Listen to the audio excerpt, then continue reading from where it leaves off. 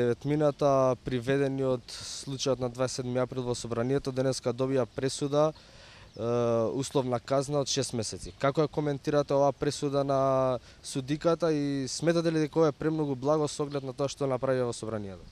Прво што би рекол, таа е скандалозна пресуда.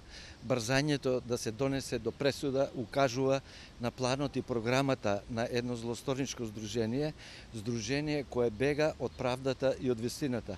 Тоа значи дека сторителите на потешките кривични дела, меѓу кои се и деветмината, не тврдам кој што конкретно има направено, тоа се гледа од снимките, телесна повреда, насилство, обид за убиство и такви слични работи ќе бидат предмет на докажување во понатамошна, односно друга постапка. Сакам да кажам дека целта на донесувањето на ваквите пресуди е да станат правосилни, како не би можеле да бидат преквалификувани, кое веќе по правосилноста на пресуда не ќе биде можно.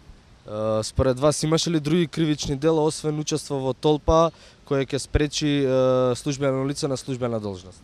Апсолутно да, баш тоа ви го посочив сега. Во севкупните настани од 27 се сторени и потешки кривични дела, како например негде отприлика околу 28 на број тешка телесна повреда, насилство, велепредавство, тероризам. Имаше ли обид за убиство? Имаше и обид за убиство, дури по мене не само обид за убиство како дело од членот 123, меѓутоа и потежок вид на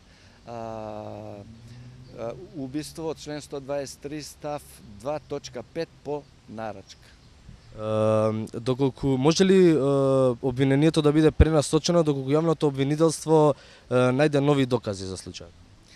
Па јас тоа ви го и посочив дека јавното обвинителство веќе има нови докази во однос на деветмината и други. Од самите снимки што имавме прилика да ги видиме вчера на некои од телевизиите.